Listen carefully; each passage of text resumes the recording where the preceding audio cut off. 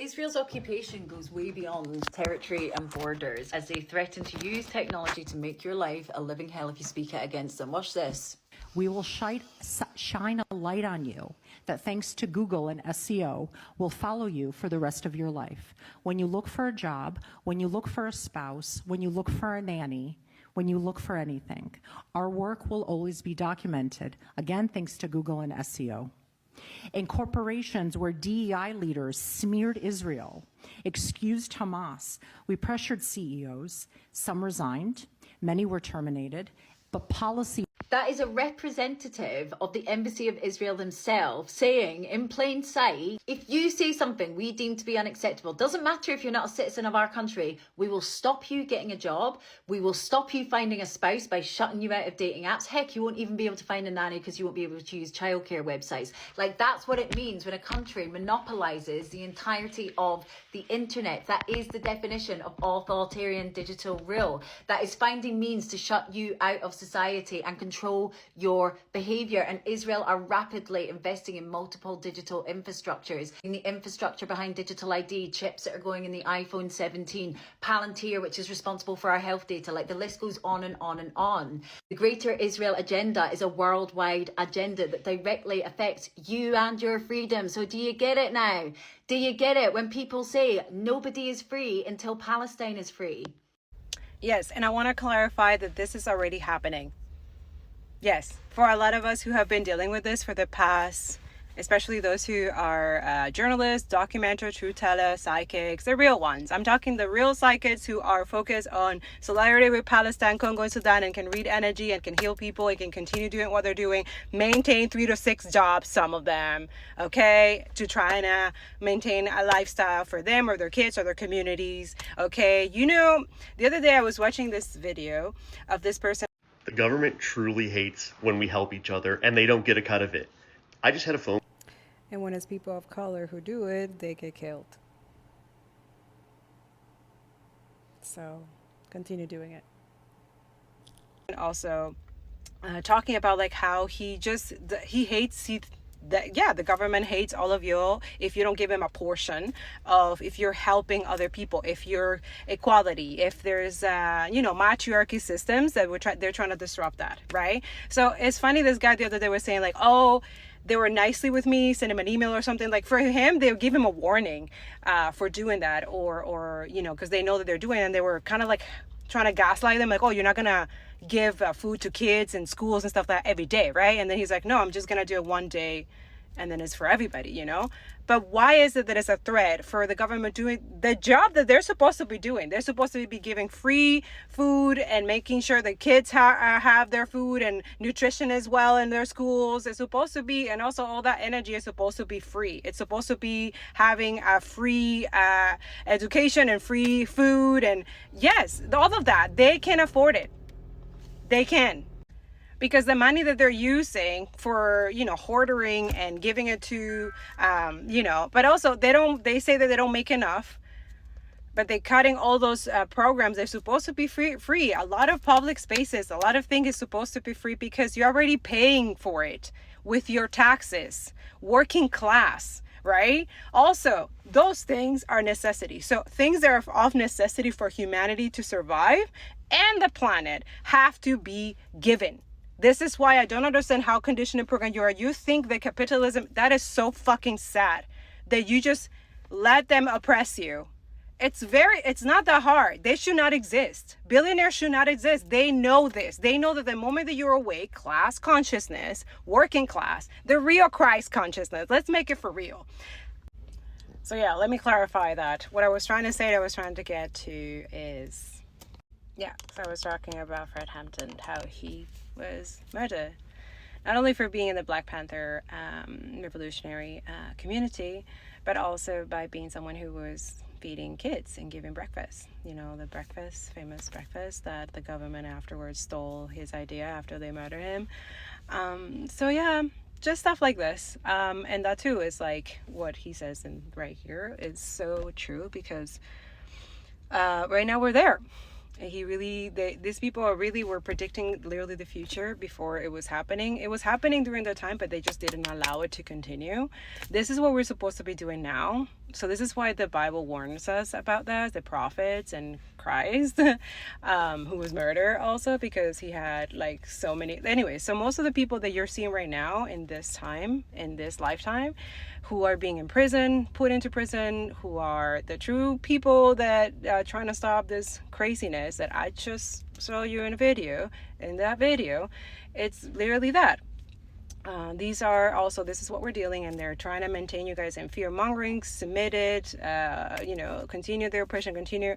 It's not. So a lot of you, take your power back. You are warriors, okay? You are literally earth divinely warriors. Take your power back. Wake the fuck up. This is what we're telling you to wake up, okay? Colonizers do not have your gifts. They're jealous and fucking envious of all of y'all. The only thing they got going on is your money. Yes. Billions of dollars. It's your work. It's your labor. Wake up. Because once you take your power back, you join communities, you decide, yeah, you know what, we're going to get together and we're going to change all this, is the end of them. They know it. Now, that is not going to happen just like that. They're not going to just let it go just like that. Obviously, we're showing you that the Black Panther was decimated. There was all these revolutionary, they're telling us how to defeat them, basically. And they're trying to organize in the background spiritually, this is what I teach here, how to fight against it, but also in the physical, when I show you the truth, awareness and truth is their kryptonite. The truth is the kryptonite. It's what ends any spell work, dark magic, sex magic that they're doing with kids. Let that sink in. There's still human trafficking. There's still rape trafficking, right? There's still children. There's human. Yeah. In Sudan and Congo, it's not, it just happened. It's just what happens in war. No, you're normalizing that. And they want you to. You're okay with what's happening in Sudan and Congo? The rape that is going on? Why? Why do you think that we need to live in a system that other people suffer and go through so much torture and so much pain and so much suffering? And like, oh, this is why Black people and people like that, they have so much resilience. Oh, so now we're excusing it because of resilience. Oh, we already have that resilience for 400 years now. It's enough. They deserve to have their rest and have what it was taken from them back. This is ridiculous.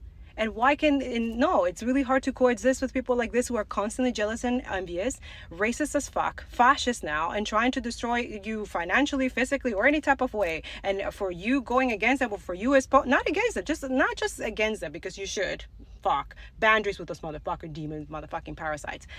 But you also have to recognize when you're being abused, when you're being used, when you're being attacked unjustly, when you're being discriminated against, or for some of you, you're dealing with people talking, trying to make you seem in a different light, but it's just not sticking, the lie. And now they're looking kind of like stupid and ridiculous. Let that happen. Let that happen. Don't focus your energy on those people. Don't waste your time on that energy. Eventually, they're going to get what they deserve. Everyone does. This is why I'm telling you that a lot of you, they're working so hard, trillions of dollars in propaganda and stuff to keep you guys complicit and ignorant and not educated. That is their biggest strength. Books. Go on mywritershift.com. There's bookshop there.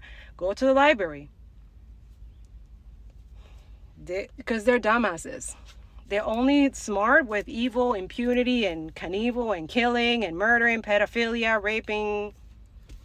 You still don't get it, right? Please wake up. Please wake up. Please wake up. We need to honor our ancestors from the past who were also demanding justice now. It's through you. That prayer, that thing that they were saying that they needed, during that time that, and no. This is the year of revolution, and not only that, it's their year of not just revolution, it's more than that. It's their land back, it's redistribution, and we have to continue saying these things, manifesting it. This is why they're trying to silence you and quiet you, because they know how powerful your voice and your instinct and your powers and your intuition that they don't have. They do not have what you guys have. They cannot have it. It's not in their nature.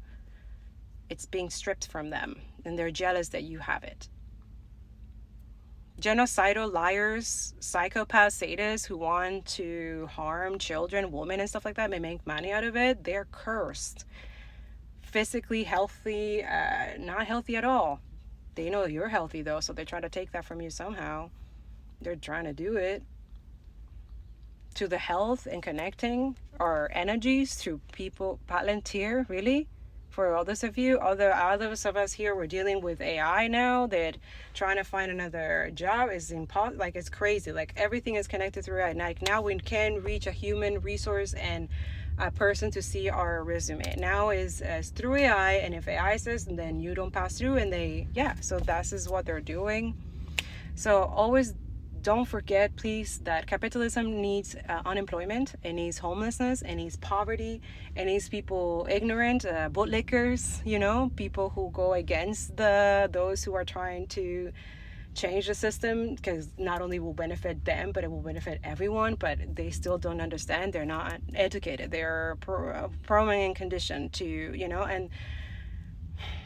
and that too. And then there's the victim mentality that comes in when you expose them, or you call them out on their fucking bullshit, or you expose the abuse, or you demand no to this to stop, or create some type of and the retaliation, and the whole punishing Gaza, closing the borders and stopping the aid from coming in, because whatever Iran had to do to stop them. So every time we try to stop these fucking demons, disgusting pieces of shit, they try to hurt Palestinians more. So this is like a torture chamber as well too for us who are trying to help these people and protect them. Guys, it does work when you also, until we get there, because they will be free. All those prisoners and the prisoners from ICE, they will be.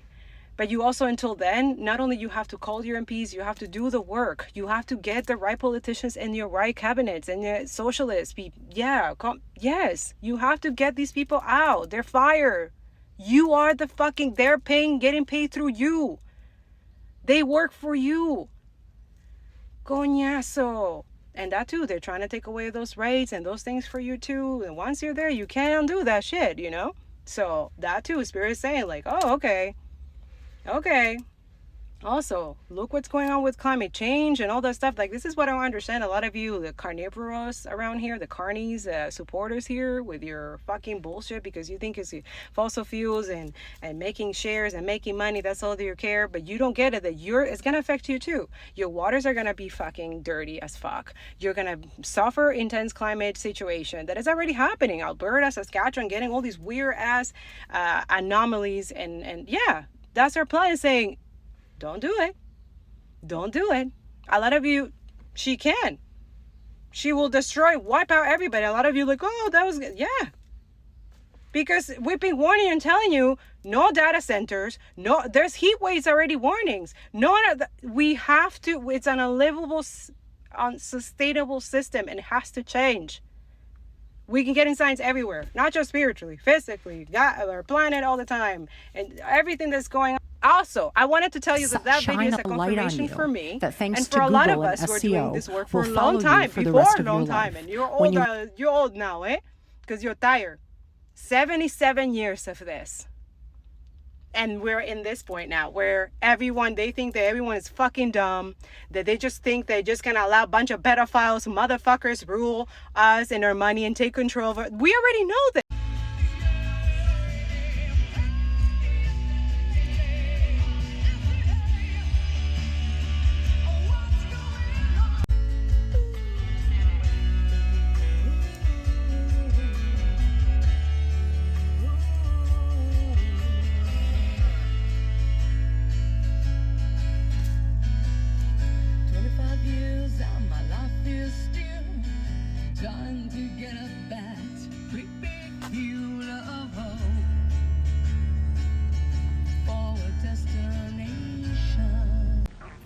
The EU is building something they don't want you to know about.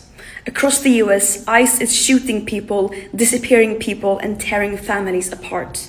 Here in Europe, they're taking notes, and they want to do the same thing in your city. This is part of an EU-wide deportation plan.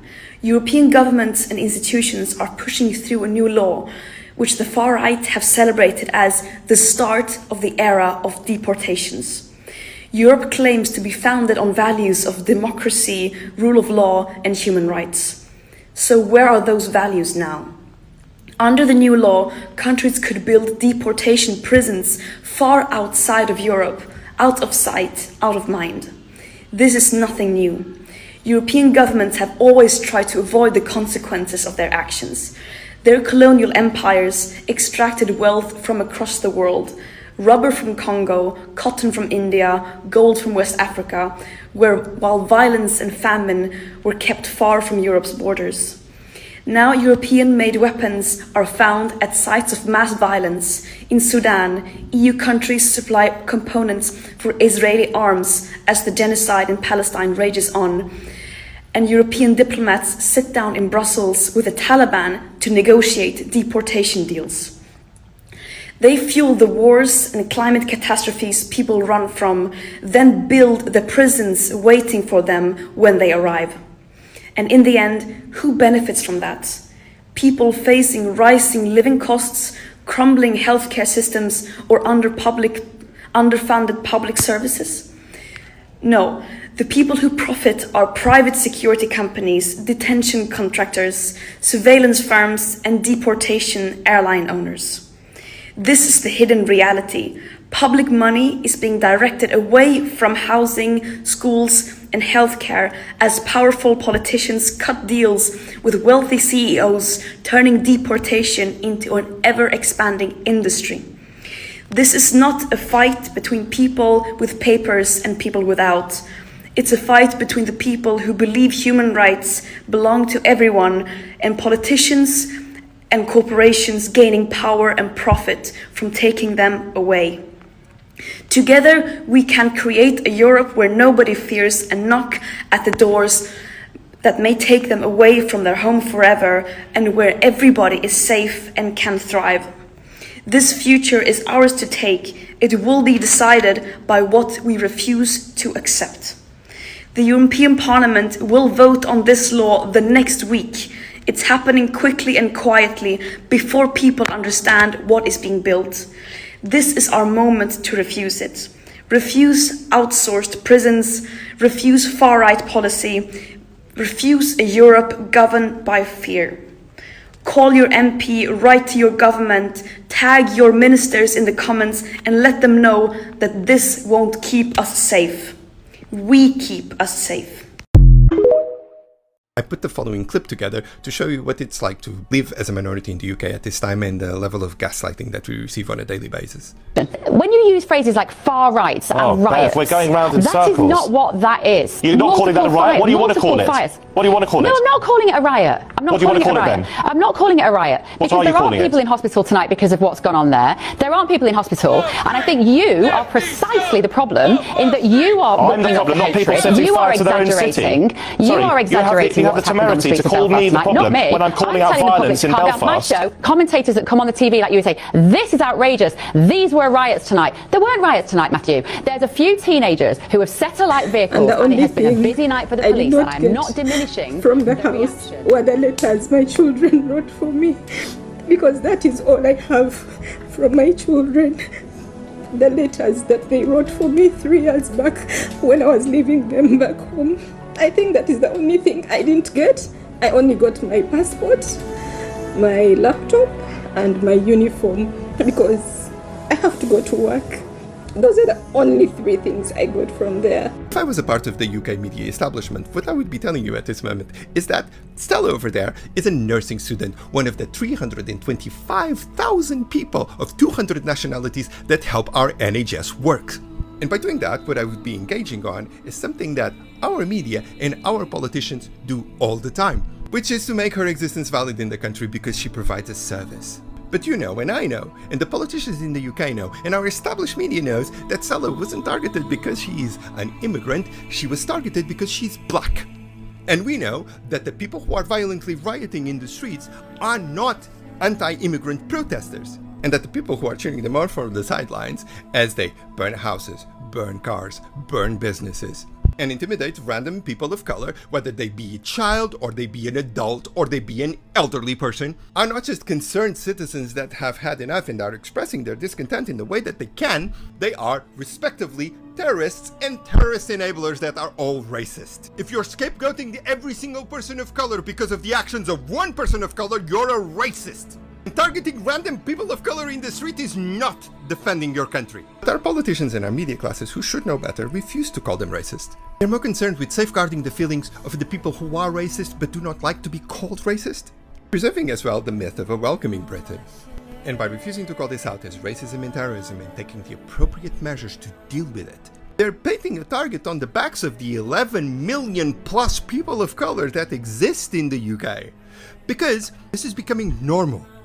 So if you're one of the 11 million people, put your foot down. Don't be gaslit. Enough.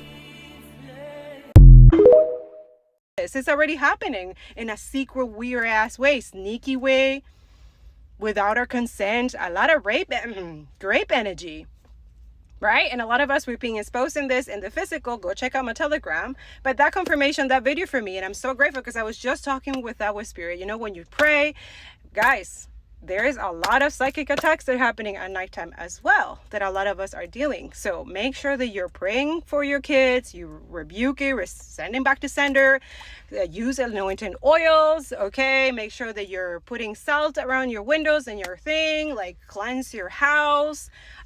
This is real. The psychological spiritual warfare also exists, and that's the one that they like to attack first so that you are weak during the day. During the time, because they do it at nighttime, but some of them do it, they're bold now during the daytime, right? There's a lot of bombing happening during the daytime too in the physical that I show you guys in Telegram that is happening in Lebanon. Did you know that's going on? Also, what's happening in Sudan, and every now and then I feel I have a report person that I can expose a lot of you, because a lot of that too, the people who are exposing the truth, they're attacked. They're threatened with being killed. Look at the ICC judges. Look at Francesca. The people who are supposed to be bringing justice and accountability. They're heavily attacked. Sanctioned by USA, Francesca, the person speaking the truth and reporting this. And also, it's not just like her. It's evidence. It's gather evidence. And all the international organizations. Sorry, I'm talking so fast. It's just like when all this information comes at once and the download is so intense and it's that energy so intense that I'm like, oh my God, can people hold it like I'm trying to hold it? Because it's that deep, it's that evil and Knievel impunity that these people are doing. So this is why billionaires should not exist and fucking Israel should not exist. Fuck Israel, fuck Zionism. And now they're trying to criminalize us being anti-Zionist, us being the truth tellers that expose their crimes. They're evil. They're stealing land. What's happening in the West Bank, the whole thing here, selling stolen land here, and then making it okay. Why? Because, and if you say this, it's anti-Semitic now. So everything that, to hold them accountable, to put them in fucking jail, or I don't know what the fuck. Use what God tells you to do whenever means necessary to fucking protect the oppressed, the children and the women. These people are obsessed with killing children. Look at my Telegram. It's a fucking pattern and I'm fucking tired of it. If you're not tired yet, you're not angry enough. You're not. You're just allowing a fucking abuser mentality, parenting energy system, because that's what it is. A lot of you grow up with narcissists, sadists, and you think there's no way out. You think that you have no choice but to stick around with this abusive thing, knowing that it's affecting you eventually.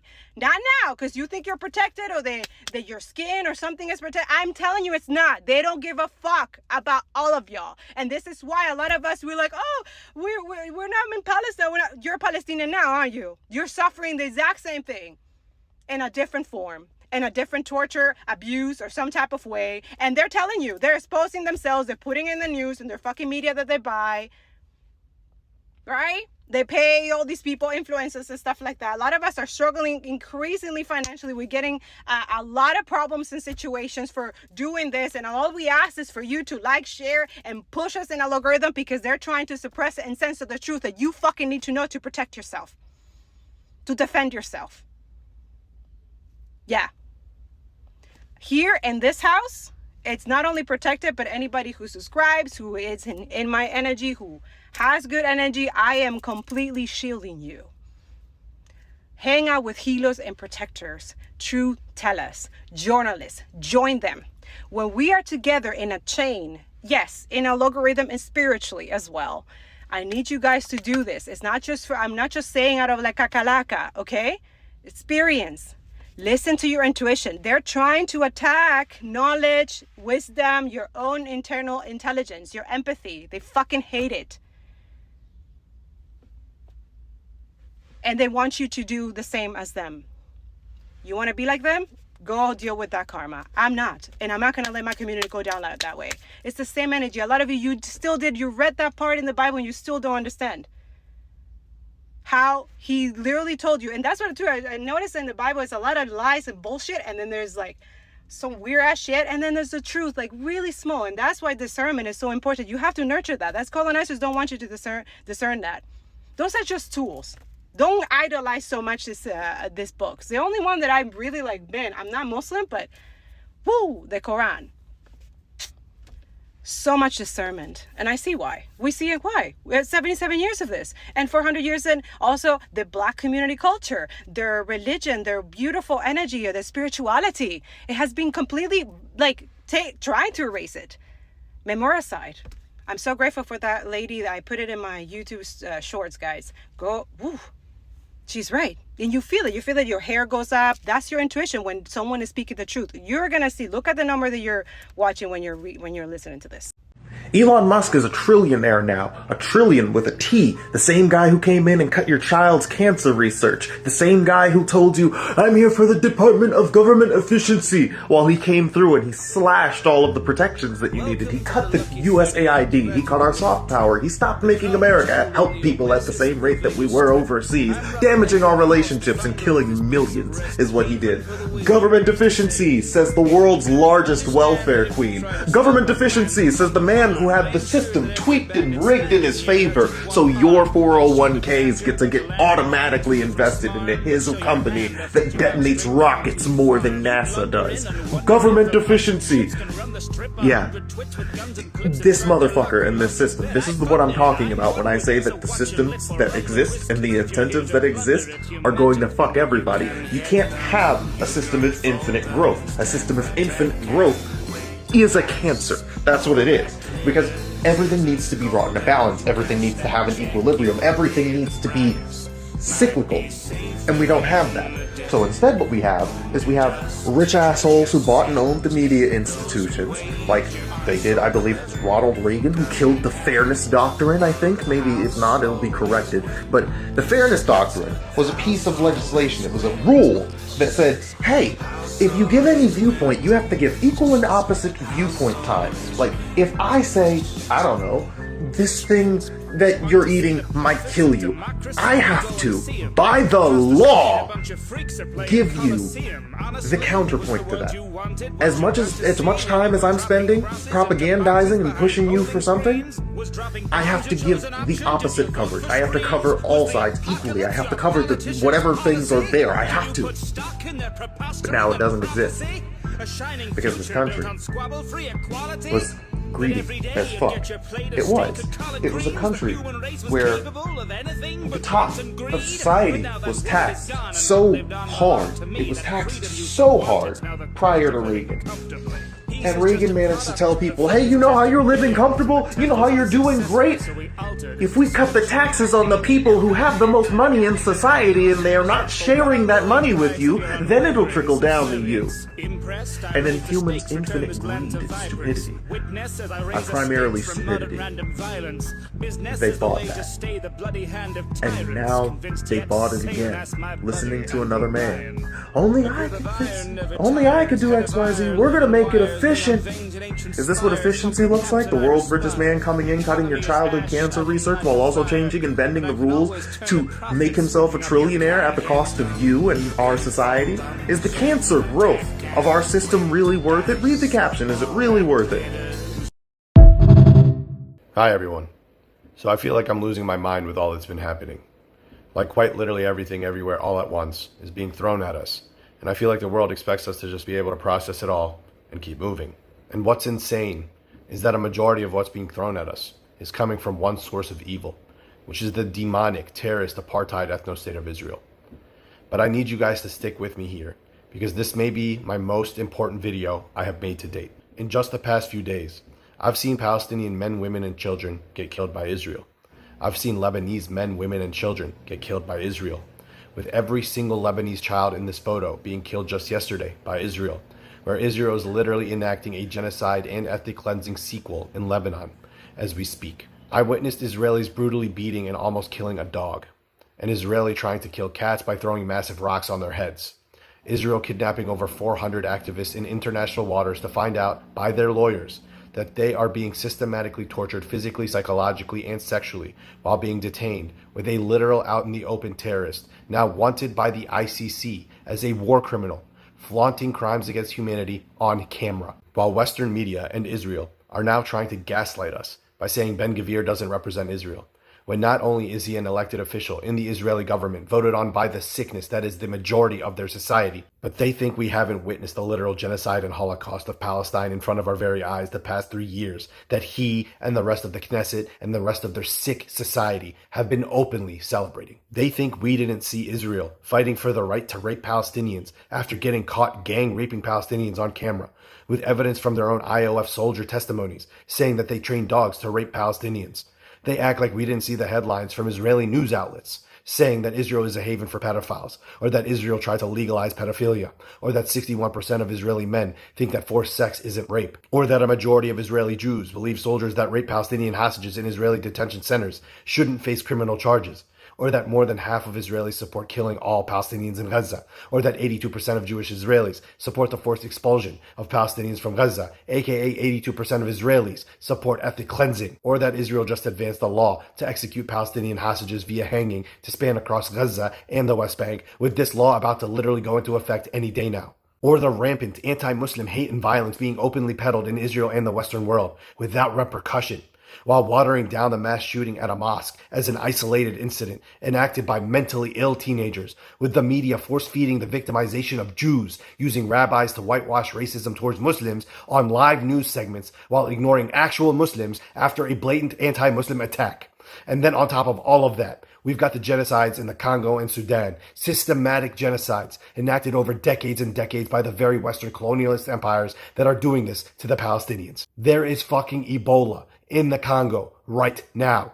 Ebola. And then there's the Thomas Massey loss in Kentucky, heard round the world, exposing the ultimate proof of Israel's control over the American political system. And until this very day, not one single fuck in the Epstein files has been prosecuted, with Zionists continuing to buy news and social media platforms left and right, while surveilling us with their tech and AI along the way. This is all happening at the same exact time in the span of just the past few days. And I swear to God, I know I'm missing so much more that my brain just can't compute right now. So why am I rapid fire rehashing everything that I have witnessed that is making it feel like my brain is hemorrhaging?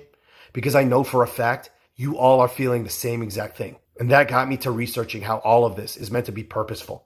Yes, I know all the horrific violence and dehumanization being enacted on our people is purposeful, but I'm not talking about the purposeful nature of these, what they want us to think are isolated incidents. I'm talking about the purposeful nature of throwing all of this at us all at once. This is a literal page from the Israeli playbook. Commit so many atrocities that people won't know which atrocity to focus on, let alone focus on any of the atrocities at all.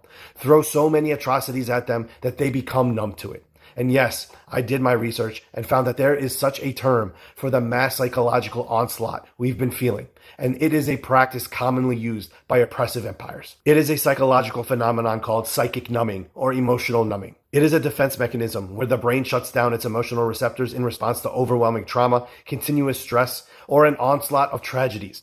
It happens due to information overload. The human brain is not wired to process or grieve large-scale catastrophes. As the scale of the suffering increases, empathy often decreases because the numbers turn into dry, unrelatable statistics. Systemic desensitization is when ruling bodies or empires subject a population to constant crises so that the mind adapts to the trauma as a baseline to survive, which then evokes the feeling of powerlessness, where people stop reacting because they subconsciously feel that their individual empathy or action won't make a dent in such massive, overarching problems. This is precisely why Trump, with all his incessant lies and crimes he's committed, which are all riddled all over the Epstein files, are not being touched by anyone, with the American people just sitting there like zombies, either numb to it all or purposely ignorant because they still suck his millimeter Peter Pedo Cheeto. And this is precisely why Israel commits atrocities practically every minute of every day, from every angle you can think of, because they understand the concept of psychic numbing. So why am I telling you all of this? Because I want you to be self-aware of it. Recognizing psychic numbing is the essential first step to breaking its cycle. Awareness allows you to catch your brain from shutting down when confronted with overwhelming crises or massive statistics. From there, you can consciously re-engage your compassion and anger and drive for action to topple the very empires trying to lull us to sleep by oppressing us via their unchecked crimes against humanity. And this not only goes for us at the individual level. I'm also speaking to all you international bodies meant to uphold international law. We all can tell that your heads are up your own asses, unable to keep up with your own no-action lip-servicing bullshit. You have allowed the Epstein-class billionaire elite and trillionaire financial systems and companies to run our world using the foundation of fascism, capitalism, and Zionism, all off the backs of the common people that are struggling the most, which you tend to forget far outnumber you. So once we all become self-aware of this purposeful psychic numbing and join forces together on every side of the aisle with the understanding that this is a class war and not a war of psychic numbing division amongst our people, so that we can finally stand up together to act in unison, that's when we as a people will win. Just some food for thought. Good night.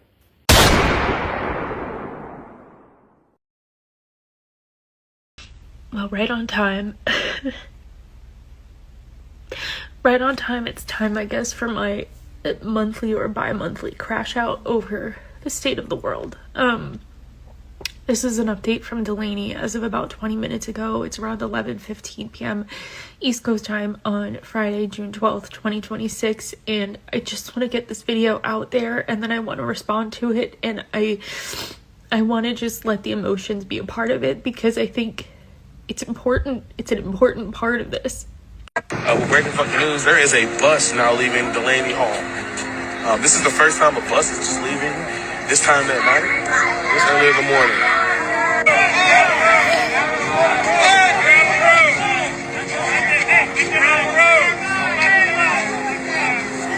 So this is most likely a transfer bus.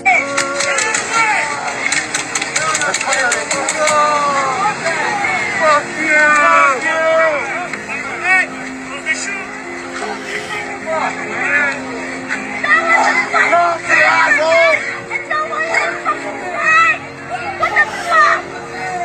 So that was 100% a transport bus. There were people, I probably didn't get it on camera, there were definitely people in the back of that bus. I'm just so angry. This is what this is about. This is just so much anger, because we're living in a country where people are being moved and stolen and taken places in the middle of the night. And I know that people will say this is dramatic, but I mean, I don't talk about it a lot, but I taught elementary school in these Title I schools in immigrant communities, and I can't help but think about the hundreds of students I taught over all of those years, and how I became enmeshed in their lives and their families, and just how beautiful these kids are and their families are, and how hard they work, and all of the sacrifices they have made to come to this country and leave everything they know, from their culture to their language, behind. We are just treating them this way.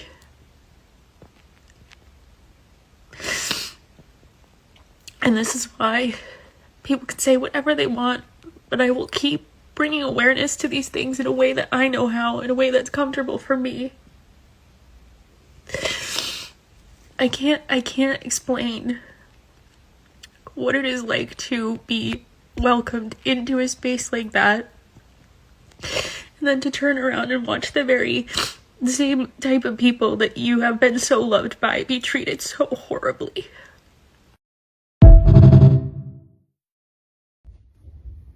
When the CEO of a tech company predicts that in the future, AI will do everything for everyone, everywhere, he is doing marketing. He is influencing us to buy AI. And this is what Carissa Valise says in the book Prophecy. And I need everyone to understand this, because what tech companies are doing today is telling everyone that artificial intelligence is the future, that artificial intelligence will be everywhere, because they're making a prediction that they want to become a fact. Because if they say every time, every day that AI is the future, everyone will accept that as the truth, and that AI will be adopted by everyone. But not because it is a fact that artificial intelligence will be everywhere, but because a prediction will become a fact, because everyone is understanding that prediction as a fact. And yes, I know this can be confusing. Hi, my name is Catarina Doria. I'm an AI ethicist helping millions of people stay safe in the age of AI, and I need you to understand that what they're trying to create is a self-fulfilling prophecy. They want their prediction that artificial intelligence will be everywhere to become a fact, because if it is a fact, that means that they will have billions of people buying their products. And I need you to understand this, because if you don't, you're going to change your entire life based off a fact that is actually just a prediction. Today, we already have schools giving ChatGPT to children because AI is the future and they have to use it if they want to find jobs. But again, AI is not necessarily the future. That is only a prediction that tech bros want us to believe in, so we buy their products. A prediction is not a fact. And the worst part of us believing their predictions as facts is that when those predictions don't come true, they can simply say, oh no, that was just a prediction and not a fact. But that is a prediction that we are using to change our present and our future. And they're the ones puppeteering us around. So it is time for us to stop that. Don't let them shape our present and our futures based on ideological predictions. Call them out whenever they try to push predictions as facts. Be loud. The future of the world depends on this. And this is not only me saying this. This is what a PhD in philosophy and AI ethicist Carissa Valise says in her book Prophecy. In this book, Carissa is teaching us that predictions are power plays and that we need to understand that if we don't want to be puppeteered around. So if you want to learn how companies are using artificial intelligence to control your life and how you can stop that, just join my AI literacy book club. We are reading Prophecy by Carissa Valise, and she is joining us at the end of the month for a live Q&A. Join us. Bye bye everyone. Learning AI with Katharina.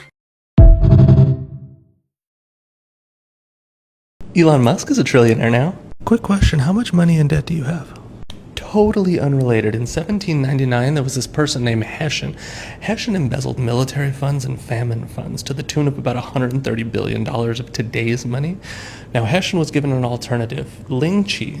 Ling-Chi is when somebody cuts little pieces of you off with a knife until there's no more you left. He opted for his own suicide by silk cord, decided to hang himself. Elon Musk has 1,000 billions. Let's keep going. Antoine Lavoisier in 1794, between $50 and $100 million of today's money, because he built a wall around Paris to stop customs so that he could squeeze salt and tobacco taxes out of people. They guillotined that man and his colleagues. Elon Musk can put 10 boxes with $100 million in each. In 1738, Joseph Oppenheimer decided, I don't know, I'm just going to go ahead and take a cut out of every single government transaction that exists, and I'm also going to debase the currency. On top of that, I think I'll just have some monopolies on salt, leather, and tobacco. $50 to $100 million of today's money. Not only did they hang Buddy, but they caged his corpse for 6 years. Elon Musk could make 10,000 piles of $100 million. In 1789, Joseph Francois Fouillon decided he was not only going to profiteer off army contracts, but he was going to hoard food while Paris completely starved. They lynched him, stuffed his mouth with hay, and put his head on a pike. 30 to 80 million of today's dollars. In 1354, Cola da Rienzo decided, I'm going to go ahead and tax wine and salt heavily, but I'm also going to confiscate my political opposition's properties to the tune of about $5 million. They stabbed that man, hung him upside down, and then lit him on fire. In 1917, Prince Boris Vieski inherited $20 to $30 million, and it was off of the back of unpaid labor. He inherited this, so they dragged that man onto a railway where passing trains full of troops took turns beating him until he passed away. Elon Musk has made so much money that you could take how much you will ever make and every person you've ever met and put that in a pile, and it wouldn't even come close. But hey, at least you got a cool Tesla out of it, right? There's a reason the world's most iconic buildings are by a park. 51 Park. New York? Herzliya. Israel. 51 Park. I understand everyone's a little upset with Gwen. And I understand, but also I don't, because why is anybody expecting any better of this woman? Over the last decade, this woman has made her living off of scamming women into, excuse the crassness, fucking with their colons and their vaginas in really dangerous ways. But I don't want to talk about Gwen. I want to talk about where she was doing the commercial for. Herzliya, Israel. Or its real name, the Palestinian name, Al-Haram, also known as Sidna Ali and Ijlil. As we've spent the last 3+ years, 10+ for me, educating people on Palestine, one of the biggest takeaways that we hope you all come out of our videos with is that Palestine has been under attack by Zionists well before October 7th, but also well before 1948. Zionists amped up their efforts to steal and colonize Palestinian lands in the late 1890s. And the city of Al-Haram is a great example of Zionist land theft pre-1948. The Israeli city of Herzliya was established in 1924 after Zionist takeover of indigenous Palestinian land, which was only made possible with money that came in from the American Zionist community. Prior to that, the city was very densely populated with Bedouin communities and was known for its citrus cultivation and fishing. Herzliya is known as the pioneer settlement for Zionists in Palestine. Like every other story that Zionists tell about Palestine, they claimed that this area of land, which was around 1,600 dunams of land, was desolate. But even in their museums, they show imagery and maps of Palestinians who inhabited the area. That whole narrative of Palestine being empty land and Zionists making the desert bloom literally sits side by side imagery in Israeli museums with captions that say things like, in the heart of Arab villages, which after like 80+ years is so weird that they can't get the story straight, because one of the biggest and most important factors of trying to pass off a lie as truth is to stick to one narrative. Anyway, back to the story of the Palestinian village Al-Haram, or Sidna Ali. Pre-1948, the Palestinian population of Al-Haram was around 520 residents and was part of the Jaffa district of Palestine. The village had homes, one mosque, a cemetery, and also an elementary school for boys that was established in 1921 that had a population of around 68 students by 1945. The village had very visible archaeological sites dating back to the 5th century BC to the 16th century AD. Weird that a desolate and forever uninhabited piece of land would have historical sites and people and animals roaming around. Anyway, in 1936, along the northern border of Al-Haram, first came the Zionist settlement of Rishpon. And then in 1936, quickly after, along the southeast border, came the Zionist settlement of Kfar Shemer Yahu, or whatever it's called. Then on February 3rd of 1948, the entirety of the Palestinian population of Al-Haram was depopulated. Indigenous Palestinians were replaced with Western Jews, and today, just like my grandfather's home in Ain Kadam, any homes that are left are occupied by Jewish settlers. And the cemetery that was there is now used as a parking lot for Israelis. Anyway, that is the literal buried history of what is underneath this new luxury hotel that Gwyneth Paltrow is helping to advertise. So fuck that hotel and fuck Gwen. So a lot of you reached out to me to rip into this dumb bitch, Gwenocide Paltrovich, who happens to be Polish and is the descendant of Rabbi Tzvi Hirsch Paltrovich, who was a Talmudic scholar in the 1800s. And if you know anything about the Talmud, that tells you everything you need to know. But the fact that these two dumb bitches hang together should also tell you everything you need to know. So considering I don't have much else to say that everyone else hasn't said already, I went ahead and made a video edit that just highlights Gwenocide's utter depravity and sinister nature. Enjoy. Oh, not again. Who decided morning should be so early? Oh,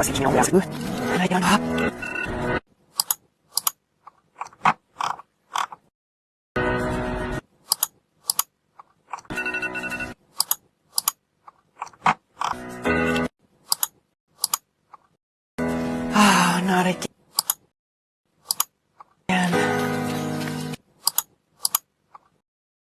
Who decided morning should be so early?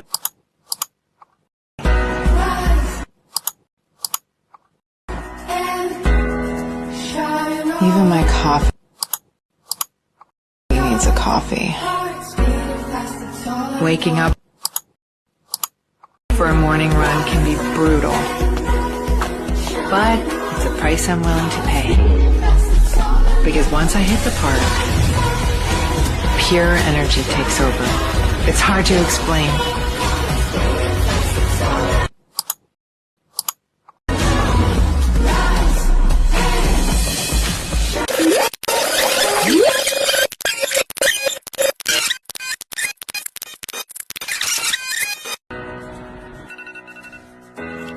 Oh, not again. Who decided morning should be so early? Even my coffee needs a coffee.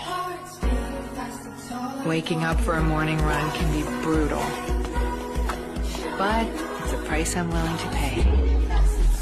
Because once I hit the park, pure energy takes over. It's hard to explain.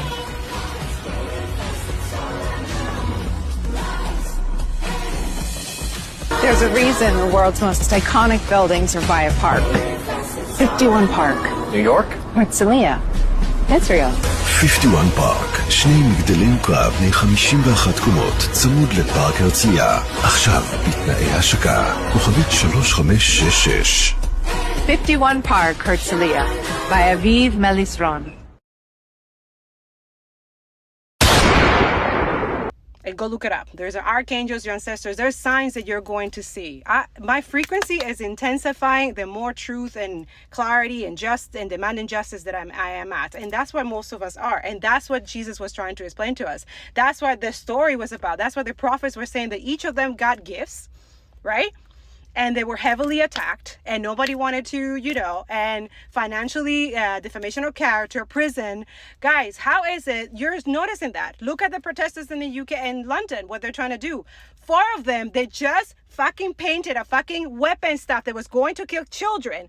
They just painted it. And yeah, damage whatever property, profit for them is like, oh my God. So they're trying to label them terrorists. And why? So now everybody who goes and talks about and exposes Israel crimes and all the governments and not them sanctioning and not ceasing now I see it that they're sanctioning Israel because of West Bank. Okay, so what about Gaza?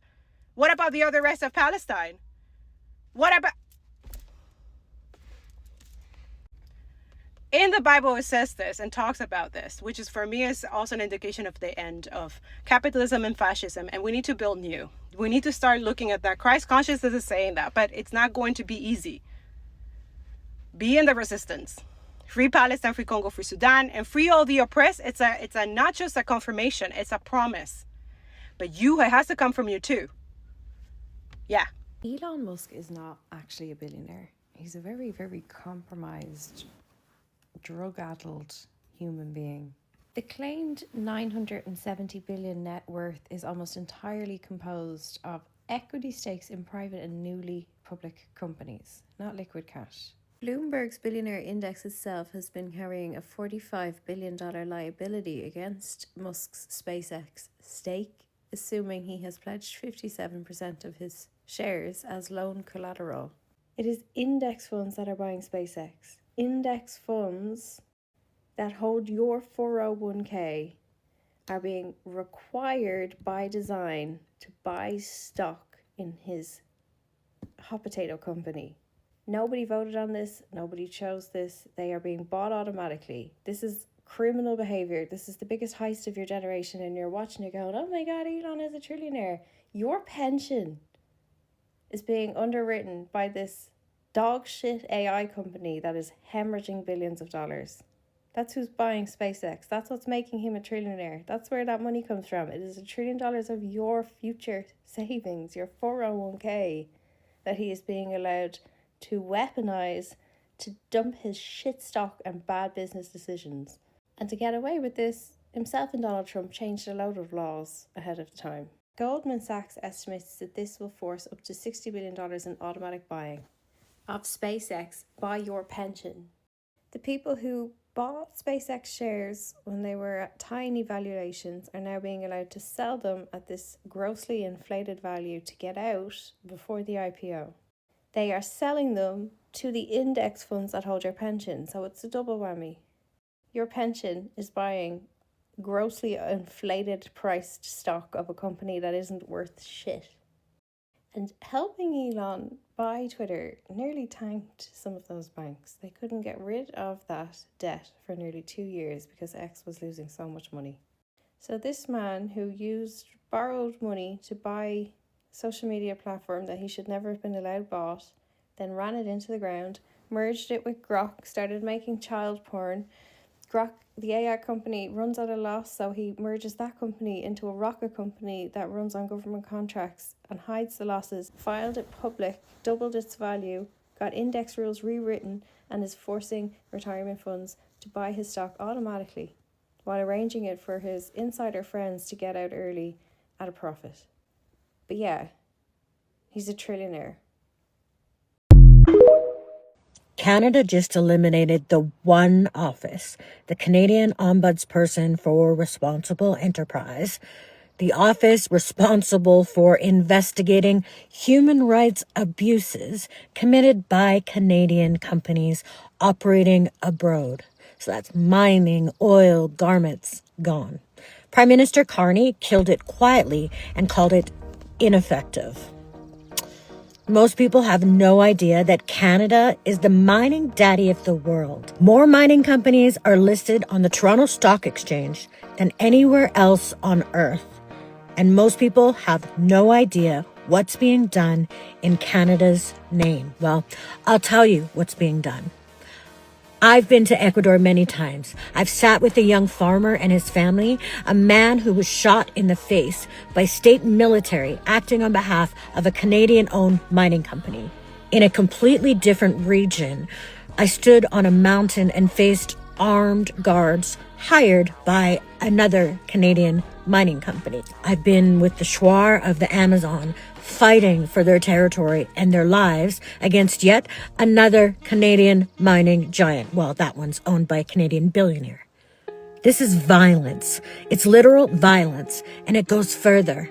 Canadian mining operations abroad have enabled the literal rape of Indigenous women. This is documented. It's in the courts. The pillaging of lands in Ecuador, in Bolivia, Guatemala, and Bolivia specifically, where Indigenous communities have watched their lands and waters desecrated and poisoned beyond repair, where I have been and documented. Guatemala, Africa, it doesn't end. And it's always profits over lives. Dozens of official complaints have been filed to this office. Real people and real cases, now abandoned, with nowhere to turn. The United Nations called Canada out this year on it. Carney ignored them and pulled the plug anyway. Canadians, if you're watching this, your government is covering for this. They just eliminated the only office that could do anything about it. This is on everyone now. For me, I'm not stopping. I'm going to keep reporting and shouting to the world what's being done in the name of Canada. Because this country has blood on its hands, and they just made sure nobody official has to answer for it. You know, when it comes to all of these targets of American imperialism, they're targeted materially by the American empire, whether, you know, economic terrorism through sanctions or whether actual bombings or both we see happening in Gaza and actual genocide. But that's also, in addition to that, they're targeted with disinformation because the vast majority of people aren't sociopaths. And if they see the reality of what these policies are doing to people, they oppose these policies. Most Americans oppose the genocide in Gaza. Most Americans oppose the war on Iran. And I think most Americans, you know, if you ask them, do you want to starve the Cuban people? They'd say no. Mm-hmm. Right? Like, because most Americans aren't sociopaths. A lot of our leaders are. So that requires a huge amount of journalistic malpractice, whether it's to justify the genocide in Gaza based on false claims that there was mass rape on October 7th, which we now know wasn't true, or just all the kinds of libels against Palestinians, the racist libels like You know, they use their children as human shields. Everyone's a terrorist. Like it's all just an accident. It's because they fire from civilian populations and on and on and on. Or if Israel doesn't do this, every Israeli is going to get raped and killed, right? The media helps promote those lies. They help promote the same lies about Lebanon. They also help promote lies about Cuba. So whenever, you know, it's like all of this destruction is being wrought on these people. They're literally being starved to death.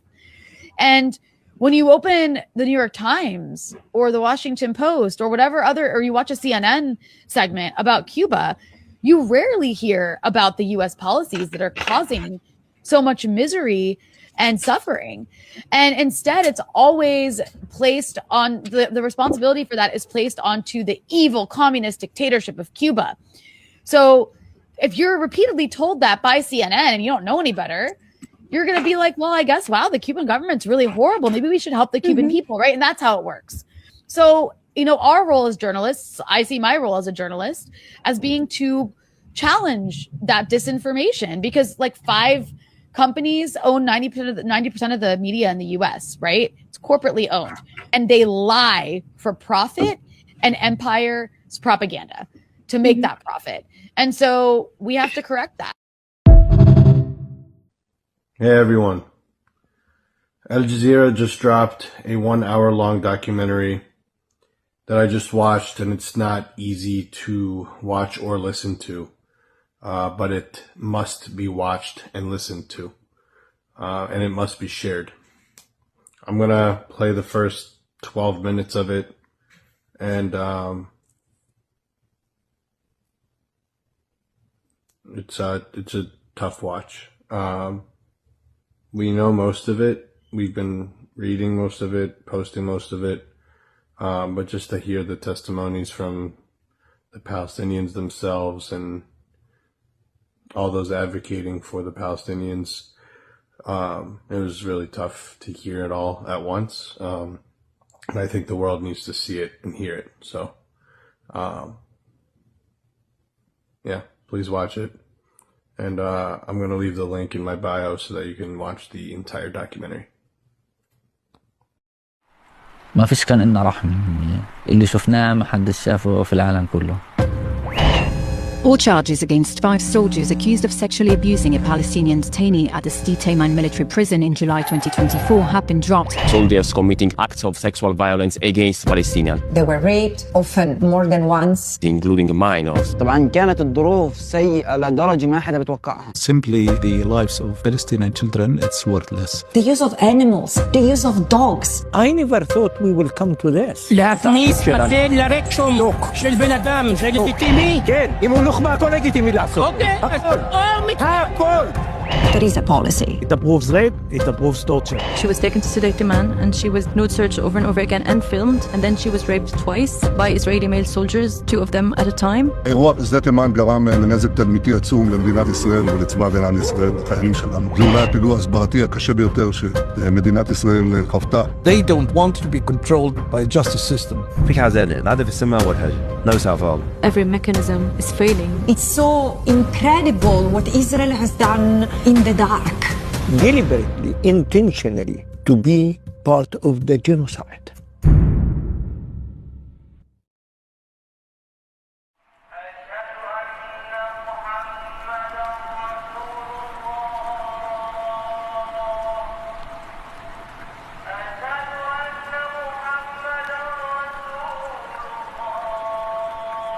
اسمي محمد زكي البكري، موظف في التربية والتعليم، سكرتير يعني موظف مدني. وكنت تسكن قبل مارس 4 مارس في خان يونس مدينة حمد.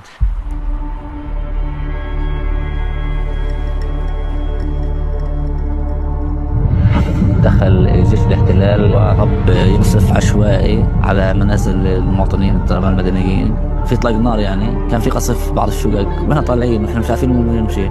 بنزعجوا بنادوا في الكواد طائرة الترون او الكواد كابتن يسموها. وقفنا انا وزوجتي واولادي، اللي انت تعال. انا تفاجأت، استغربت ليش انا عارف حالي انا موظف مدني، يعني ما ليش في المقاومة ولا اشتغلت مع المقاومة قبل هيك، فليش بدهم يعني. Brutality has escalated to an unprecedented level after October 7. It has become vindictive. It has become really part of the staple menu of the custodial practices. If you were detained, you would be, God knows what's going to happen to you. Mental, physical torture, sexual violence, including rape and threats of rape. Ill-treating and torturing Palestinian children is not the exception, it's the rule. There's only one verdict for the Palestinian. You go to prison. You don't get acquitted. You are always guilty. صار مخي زي ما بقول علي يودي ويجيب يعني. طب أنا ما عملتش شيء، ما عليش حاجة. قلت يمكن يحققوا معي شوية، يسألوني عن حدا من الجيران، حدا من الأقارب. ما عرفتش يعني إيش إنه بده يصير فيها هيك يعني. The first, second, third, fourth affidavits we managed to get, when I read it, I didn't believe it. And I asked our lawyers to reinvestigate. And what I would like to underscore is that the testimonies that have been collected across the occupied Palestinian territory, we are not talking of combatants, we are talking of civilians. أنا ناشطة شبابية، بشتغل من 16 سنة في المسار الثقافي، التعليمي، التدريبي، مدربين. مثلا وصلنا الآن موادي أنا أصحى أبا ميالي أطلع طش شوف أصحابي شوف أحداثي. هسا أنا كنت طلب توجيهي اللي هي الثانوية العامة، بس على حلمي عشان أحققه. الحلم هذا كان إنه أصير طبيب بيطري. سكان منطقة حمص الفوقة عايشين مربين ثروة حيوانية. اللي هو تعليمي في جامعة بير زيت، كنت بتعلم صحافة وإعلام فرع علم اجتماع، وكنت ناشطة نقابية في الجامعة، فكان هذا نشاطي قبل الاعتقال. أنا تم اعتقالي في 20/10/2024. قالت لي زوجتي وين أروح؟ قلت لها مش عارف. طب أروح على الدير ولا أعرف؟ إحنا ما لناش حدا يعني، ما بنعرفش حدا. قلت لها مش عارف، توكل على الله. قالت لي تستنى؟ قلت لها لا ما تستنيش، لسه بعرفش ايش بيصير. ما قدرتش اودعها طبعا عشان الوضع كان في اطلاق نار كتير يعني، كتير يعني، كان الوضع متكهرب زي ما بيقولوا.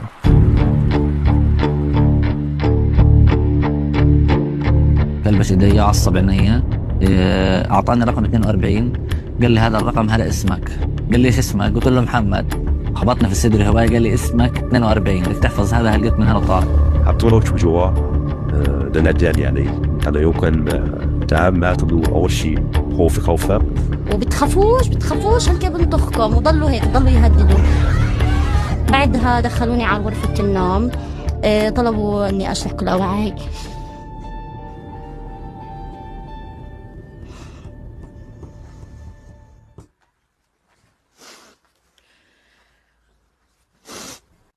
صار في تفتيش عالية، قالوا لي اطلعي وانزلي 14 مرة قدام، ولفي وجهك وانزلي 14 مرة وانت لافة وجهك. فصرت اطلع انزل واحكي لها بلزم، تحكي لي بلزم، يلا اخرس وسوي يلا زي ما بقول لك. وبعدين قلت لها طب هاتي اوعي، بعدين اعطتني اوعي ولبست قطعة طبعا بحقارب. We have also documented such instances in many refugee camps. Women said the same things, that they were forced to be nude searched in front of their family members in degrading and humiliating positions under the threats of large dogs, under the threats of weapons. One of them who actually got beaten on her face and lost her left eye for asking to be searched with the door closed.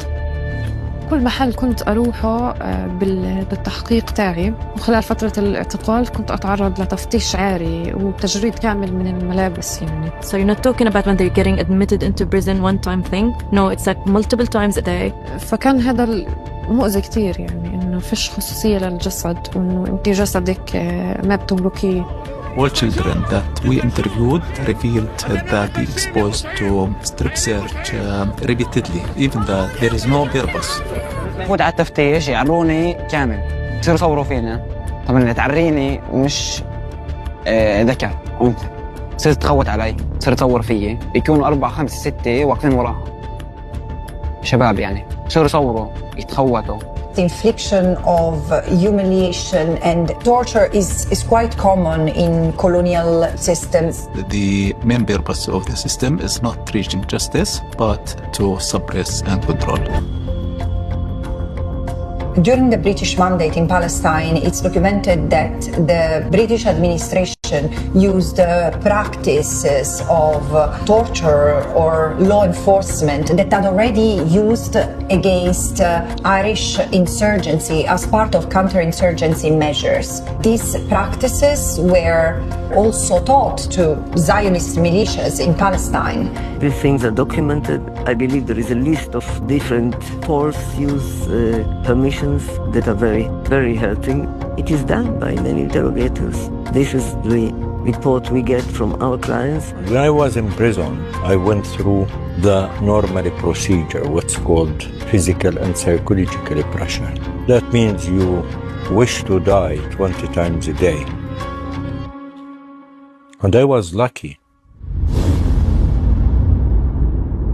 اللي بحكي له اللي هو نزل على عيني بحكي لي يلا افتح التلفون ما متش هيوك.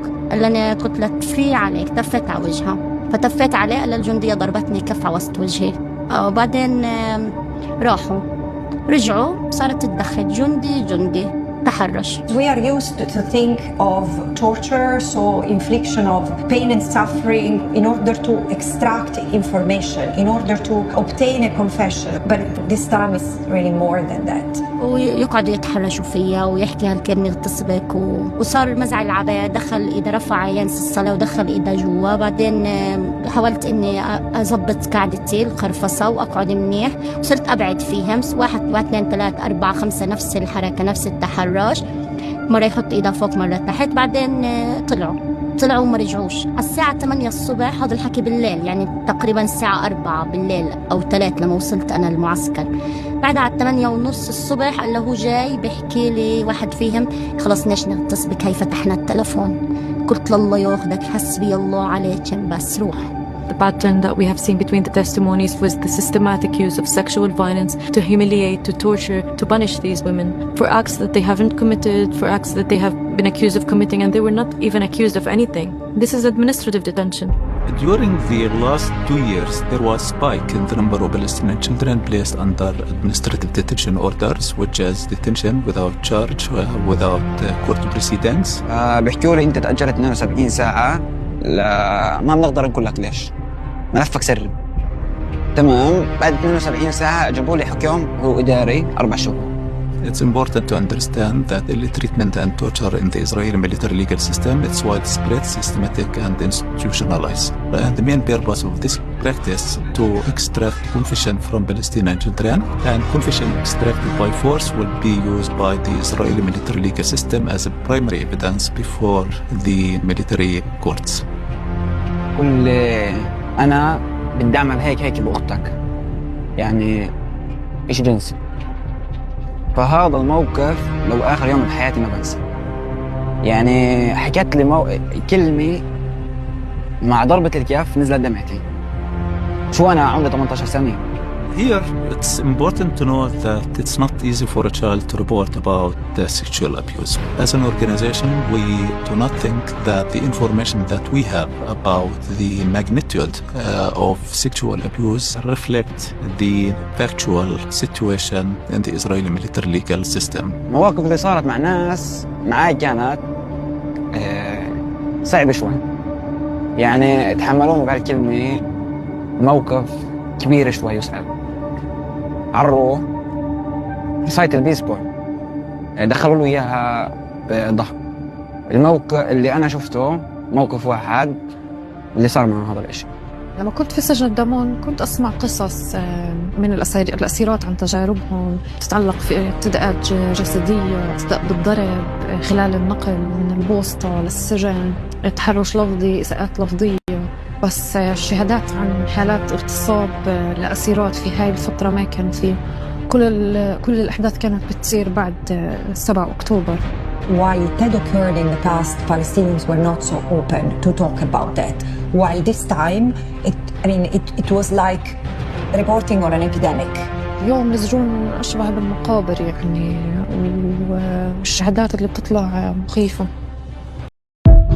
ما Hamas didn't bomb every hospital in Israel. Hamas didn't slaughter hundreds of thousands of Israeli children. Hamas isn't subjecting tens of thousands of chronically ill and disabled Israelis to slow, agonizing deaths by medical neglect. It's not Hamas that needs to be disarmed. This was the scene last night and the night before in Gaza. These were some of the last standing residential buildings in the Strip, and now they are piles of rubble. Something very similar happened to my friend Ibrahim's family's home and their family's business, and they can't even go back to visit the piles of rubble that used to be their home and corner store because they're located in the over 60% of the Gaza Strip that is currently occupied by Israeli terrorist forces and Israeli-allied ISIS-affiliated gangs. Families like Ibrahim's rely on donations from regular people like you to be able to afford basic necessities like food, water, and medicine. You can support their survival at this button, you know where. But if you can't spare anything today, you can always spread their survival fund to more potential donors by engaging with this video. So like, favorite, repost, copy the link, share to your story, search World Cup up in the search bar, and leave me a comment about the World Cup down below. Thank you, free Palestine, and let's get this family to safety.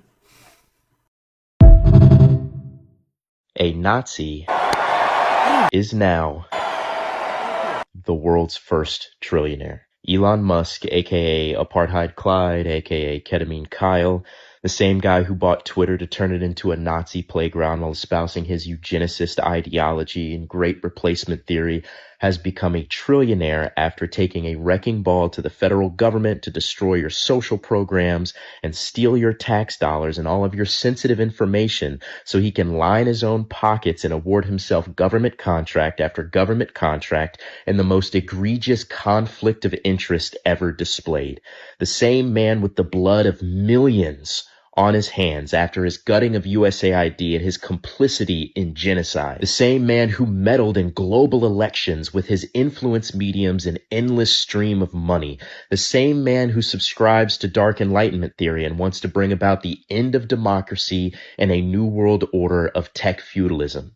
And we as a species have allowed this cockroach of a human to amass such an unprecedented amount of wealth and power over humanity. Elon Musk is no savior. He's no genius. He's an exploitative loser who grew up benefiting from apartheid around grandparents that supported the Nazis. Elon Musk and his ilk are a plague to society, to the very world that we live in and everyone that we love and hold dear. A Nazi just became the world's first trillionaire, and the world needs to rip his wealth and power from him by any means possible. Watching this video, they're doing a really good job of distracting you from what's really important right now. They did such a good job, they even distracted me for a second. Shit. Right now, Palestinian people in Gaza are still going through genocide. They're still dying. Children and women and innocent people are still being bombed and brutalized and killed. No. But the World Cup is happening right now. A bunch of adults are gonna go shoot soccer balls. And that's more important. That's way more. No. Forget about the genocide. The World Cup is happening right now. Let's disregard the fact that FIFA is in full support of the Zionist occupation in Palestine. Let's ignore that. No. The World Cup is more important. At the same time, our brothers and sisters, people, human beings, children, women are being brutalized in the worst way in Sudan. The worst humanitarian crisis is happening in Sudan. But wait, no, wait. Nixon 5! Nixon 5! Nixon 5! Let's focus on that, bro. While the NBA is in full support of the UAE that is funding the RSF. The NBA is funding the UAE, which is funding the RSF, which is killing and pillaging and raping people in Sudan. But no. Nixon 5, Jalen Brunson, Captain Oh My Captain. Mind you, I'm a Knicks fan. But that's what's important, right? Oh, also, did I mention that the data centers that are powering AI use are causing environmental terrorism? Oh, but no. That AI meme of Brunson standing on Wemby, bro, that shit was so funny, bro. No, that's way more important. That's so much more important. What am I talking about? Now, this is not about judgment. This is about self-reflection, introspection, and looking and seeing what is really important to you in this life. Because We just happen to not be in a country or a place that's getting bombed. We just happen to be in a place that's not getting brutalized right now. We're safe. But if you were there, what would you worry about? What would you deal with? What would be the first thing that you would be telling people every day? I think you can answer that question. You're a really intelligent human being. Complicity is the same thing as support. And we aren't free until everybody is free. So free Sudan, free Palestine, free Ukraine, free the Congo, free all oppressed peoples. All oppressed peoples. This is extremely important to understand and to internalize. As always, I love you. Stay stoic, do your push-ups, drink your water, and be kind to yourself. And think. Use that big old brain of yours to think. Peace. This is why you should care about the fact that protesters were sentenced as terrorists this week. This is a massive change to the way that the British state reacts to protest. It is unprecedented for the prosecution to apply for a judge to sentence a defendant as a terrorist for a non-violent offence. Remember that 3 of the 4 were only convicted of criminal damage, nothing more. The jury never got a chance to consider this terrorist connection. As the lawyer Rajiv Menon said, this is an invitation to chilling, creeping authoritarianism that undermines the very fabric of our society. This is not an exaggeration. This is a truly dangerous development, and we mustn't let it be normalised.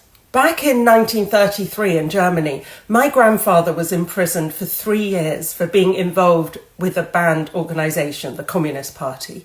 He was held for 9 months before trial and then convicted of high treason in an unjust trial. I am not saying that this is the 1930s, but we have to learn the lessons of history, which is when the state starts to overreach, starts to outlaw protest and dissent, we have to take that seriously. We have to push back, or it will go further. This outlawing of protest as terrorism is going to be used more and more unless we come together throughout civil society. So even if you are not actively engaged with the Palestine Solidarity Movement, this is your fight too. If you care about the right to free expression and protest, we cannot let the state trample our rights in this way. Protest is not terrorism. Watching so many Asian Americans show their entire anti-Black backside in videos and comment sections regarding the acquittal of Rick Chow and the call to boycott Asian businesses, and now the cross burning in Chicago, has been a masterclass in how racism is narcissistic abuse. Because so many ricecrackers are out here yelling and screaming as though Black people somehow did something to us, when all they want is to be left alone. So first of all, Rick Chow was acquitted. I don't know how anybody with a shred of intellectual honesty or morals can be at peace with that, but Rick Chow was acquitted. So for you to be making videos or going into Black people's comment sections arguing as if they're the problem and you're somehow the victim because you feel unpopular in this moment because Rick Chow was acquitted is narcissism at best and malicious hatred at worst. As for the boycotts, Asian Americans are not entitled to Black people's money, plain and simple. Business 101, provide quality goods, quality service, and treat your customers with respect. But if you've made a habit of providing subpar goods and subpar service and disrespecting your customers, rest assured, your business is not being judged on the basis of one Rick Chow. Your business is being judged for what it is. If you go into a Black neighborhood and open a business and you've made a habit of treating Black customers like they're the problem, pitching a fit and playing victim when your Black customers say, "We won't be bothering you anymore," is narcissistic abuse. And finally, the cross burning. For the past 18 months, Black Americans have been living under an administration that has been overtly organizing for decades to do everything it can to drag the country back to Jim Crow. And the sick plot twist and the fuckery that was passing the Hart-Celler Act a year after the Civil Rights Act and making Asian Americans the new window dressing on the myth of the American dream is that in the past week, it was Asian Americans who actually did it. The acquittal of Rick Chow brings us back to 1991 and the killing of Latasha Harlins, and the cross burning in broad daylight in Chicago brings us right back to Jim Crow. And the thing is, Black Americans know who holds systemic power. Black Americans know better than anybody else what it is to never be viewed as an individual and to be condemned as a community for the actions of a few. So they also don't need to be told not to do that to other people. Black Americans are not judging Asian Americans on the basis of one Rick Chow or whoever burned the cross. They are simply responding to over 60 years of our community pushing them away with our escalating anti-Black antics. And if you don't like the way that feels, rather than treating Black people like they're the problem, we have to start by rooting out the infestation of anti-Blackness in our community. And if you're not willing to do that, the very least you can do is leave Black people alone and stop asking them to be an audience for your anti-Blackness. Each one of these people and their businesses we've supported to our own detriment. They have no interest in our survival. You would prefer the human race to endure, right? You're hesitating. Yeah, well, yes? I don't know. I would, this is a long hesitation. They have no interest in our well-being. People talk about how much energy it takes to train an AI model, but it also takes a lot of energy to train a human. It takes like 20 years of life and all of the food you eat during that time before you get smart. And not only that, it took like the very widespread evolution of the 100 billion people that have ever lived and learned not to get eaten by predators and learned how to like figure out science and whatever to produce you, and then you took whatever you took. They don't even care if we live or die. And they have a insatiable appetite towards controlling us. Citizens will be on their best behavior because we're constantly recording and reporting everything that's going on. So I say these things simply because we're in a killer be killed situation. For those who can see that, those of you who can't see it, I'm not going to argue with you. So for those who get it, we are in a killer be killed situation. We're extremely dependent on everything that we have. And some of us are making adjacent systems. Some of us are making resilient systems. And the whole point is to get to know those types of people because you do not want to be involved with what's going on here. I mean, I'm going to just go ahead and say it. They're pretty much sending the IDF into our country to pretty much overtake it. And then use our military to back them to do it. And I don't know about you, but I have no interest in being controlled by pedophiles. I have no interest in being controlled by people who hate women to such a degree that they poison the men's mind to be these unbalanced, evil creatures. And then they spread that sickness over to the rest of all of us over here. The culture that we're underneath in this country isn't even right, and you know it. We are ruled by sick people who have infected the rest of us. And I think it's time for a parasite cleanse. And these people are still, because they don't have empathy. That's what we're seeing. Fuck Zionism. Fuck that shit. That's demonic as fuck. Fuck billionaires. Start with there. That's where it's going on, because everything else is just bullshit. It's just them tactics for them to continue being in power when they shouldn't. Anyways, China, thanks for giving the example. Every other communist and socialist countries right now, they build bunkers in New Zealand. Thanks, Spirit. I guess we heard it recently, but that's your confirmation for a lot of you. I just heard that. New Zealand. Why? Start asking why. Wake up. Alchemize and transmute. It's time. Don't forget to support all the content creators that I post here. Check my reposts, check my Telegram, check my Linktree. Stay connected, okay? I love you.